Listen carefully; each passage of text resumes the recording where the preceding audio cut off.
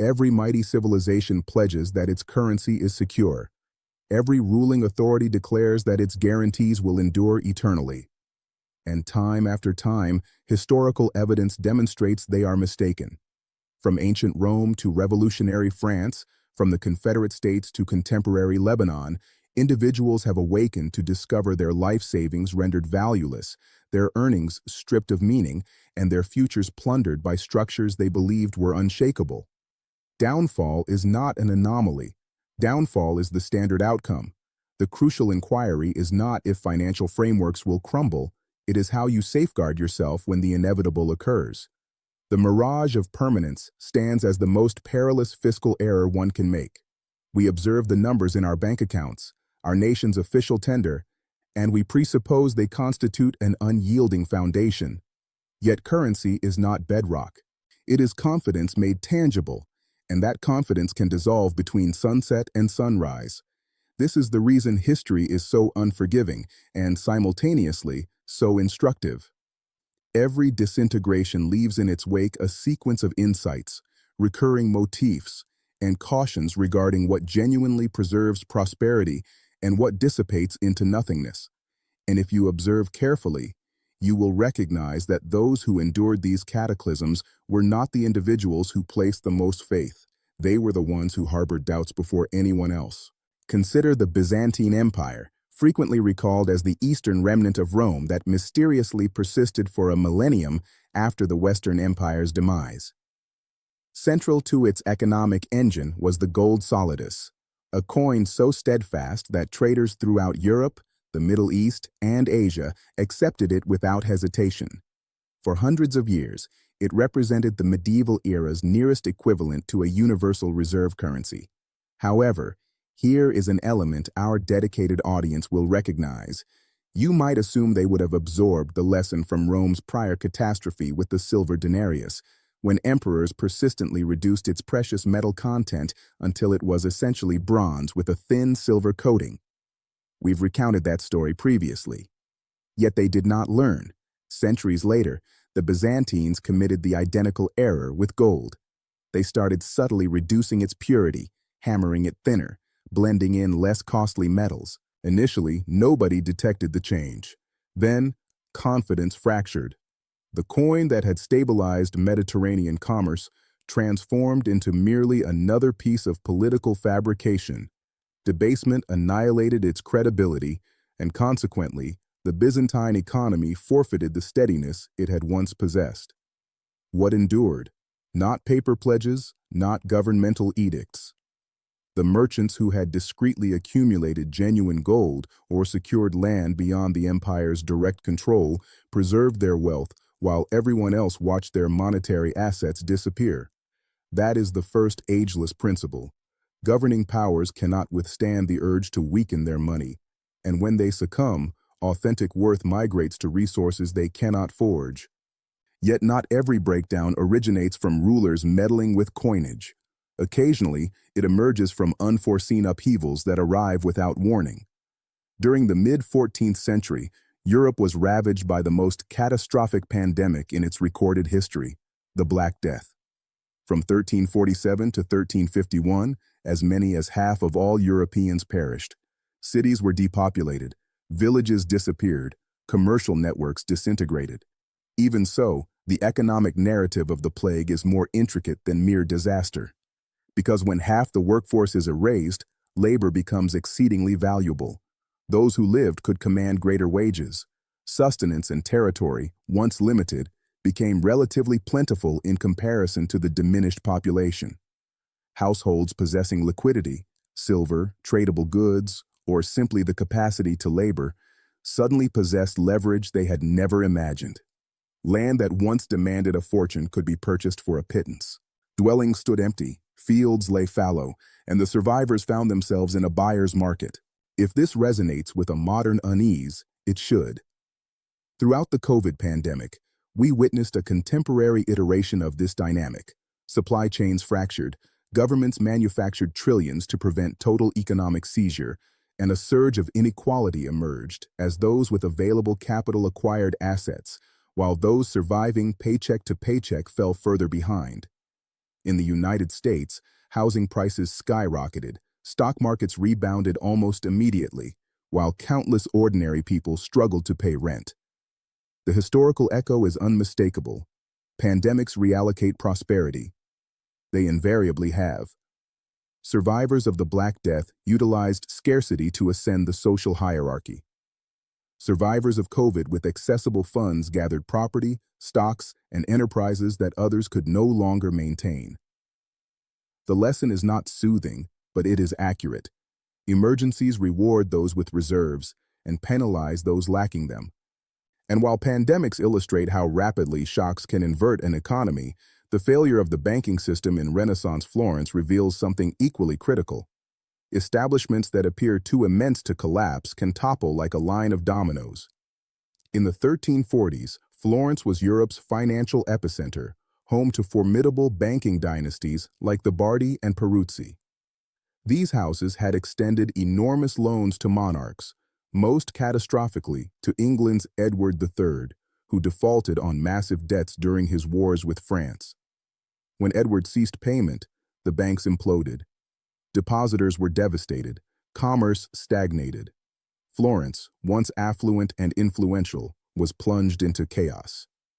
The common citizen who had trusted the city's powerful banking families learned that scale did not equal security, and reputation was not a shield. What was the takeaway? That too big to fail is a falsehood as ancient as finance itself. Institutions exist to generate profit, not to ensure your survival. When they fall, they will bring your savings down with them. This lesson recurs every century, from the Florentine crash to Lehman Brothers in 2008, to the banks of Lebanon freezing accounts in 2019. Endurance belongs to those who understand that an institution's promises are valid only until the day they abruptly are not. The American Civil War is memorialized for its battles, its politics, and the eradication of slavery. But behind the artillery, smoke, and oratory raged a ruthless financial conflict that most modern Americans scarcely comprehend. Both the Union and the Confederacy learned that warfare on such a scale necessitated printing money. In the North, the government released greenbacks, paper currency backed not by gold, but by the promise of the United States itself. Initially, the venture appeared courageous and patriotic, but the more greenbacks that inundated the economy, the less they purchased. Inflation gnawed at their worth and confidence trembled. In the South, the predicament was far more severe. The Confederacy, desperate for resources, printed graybacks in astonishing volumes. By the war's conclusion, Confederate inflation had climbed to nearly inconceivable heights, prices inflating thousands of %, salaries buying virtually nothing. Soldiers' pay was worthless before they could even spend it. Families carried sacks of banknotes that could scarcely purchase a loaf of bread. By 1865, Confederate currency was not merely feeble, it was extinct. What retained significance in that collapse was not paper assurances, but solid assets. Land, food, gold, anything tangible preserved value while money became a bitter jest. For ordinary Southerners, this was catastrophic. Lifelong savings turned to dust. For opportunists with access to physical goods, the war presented a chance to seize property and wealth at liquidation prices. It is a lesson Americans seldom hear, but should never forget.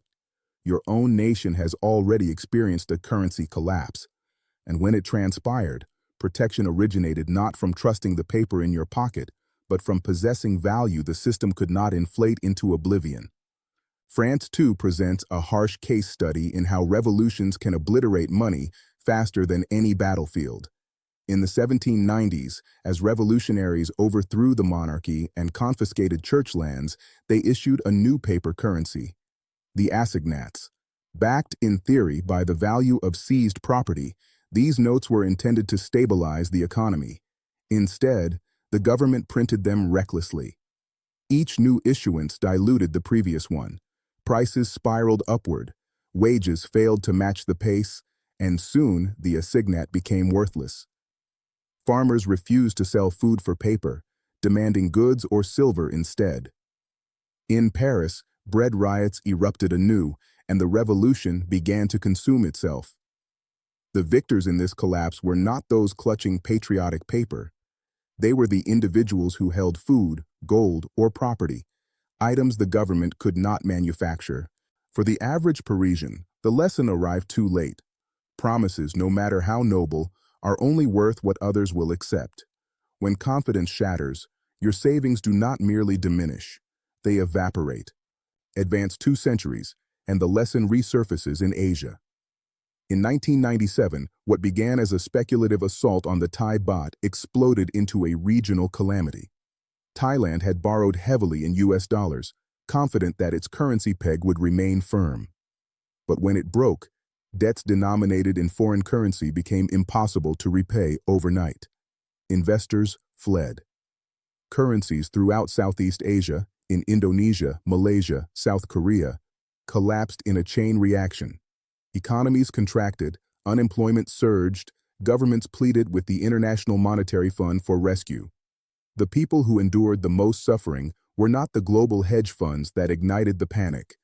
It was ordinary citizens whose savings lost value, whose mortgage costs doubled, whose jobs vanished. And yet, the pattern was agonizingly familiar. Those who held US dollars or assets overseas fared better than those who trusted local currency.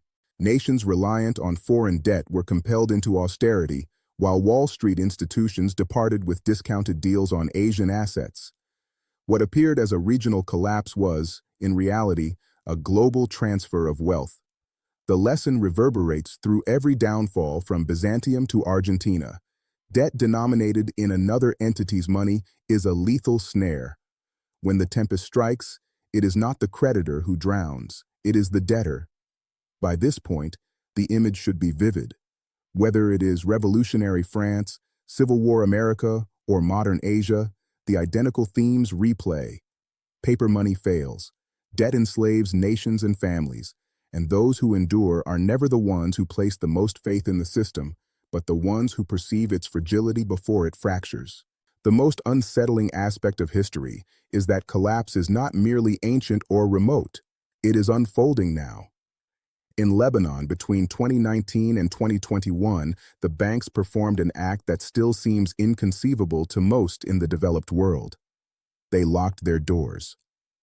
Citizens awoke to find their deposits frozen, withdrawals severely restricted, and their currency in freefall. The Lebanese pound forfeited over 90% of its value. A lifetime of accumulation became spare change. People queued outside banks, pleading for access to their own money, only to be informed it was gone. And it was not merely small savers. Middle-class families, retirees, physicians, engineers, anyone who had trusted the system was erased. The lesson was savage and transparent.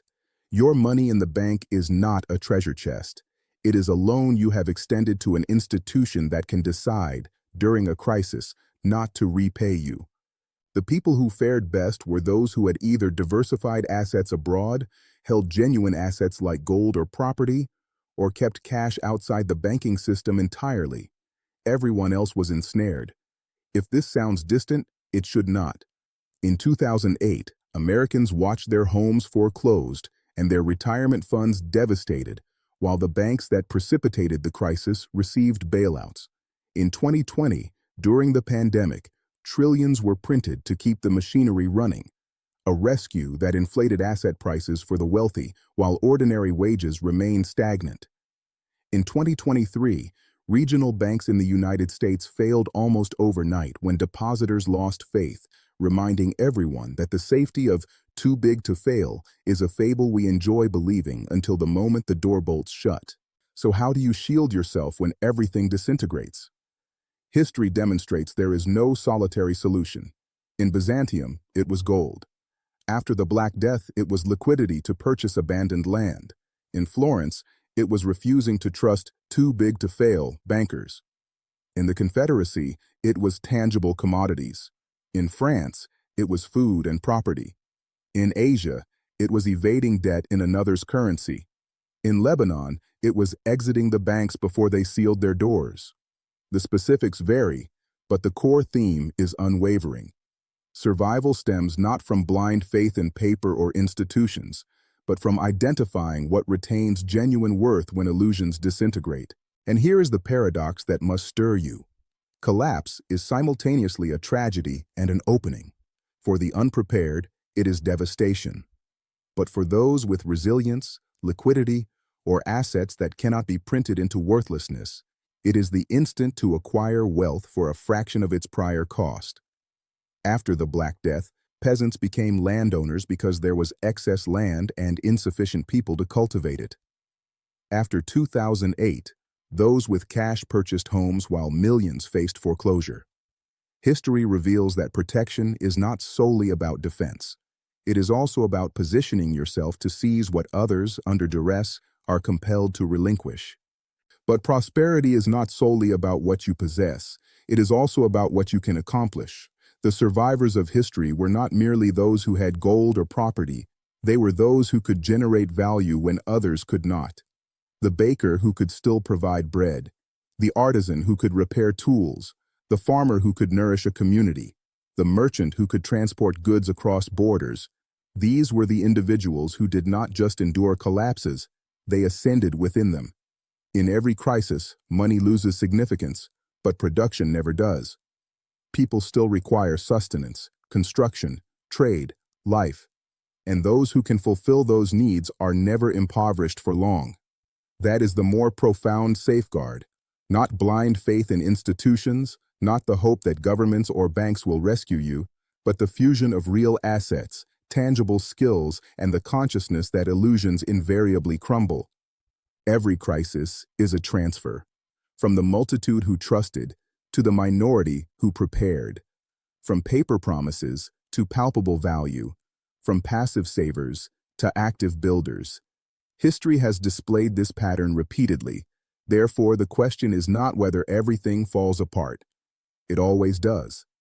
The question is whether you will be among the many left clutching promises, or among the few holding something authentic. History does not repeat verbatim, but if you disregard it, it will overwhelm you just the same.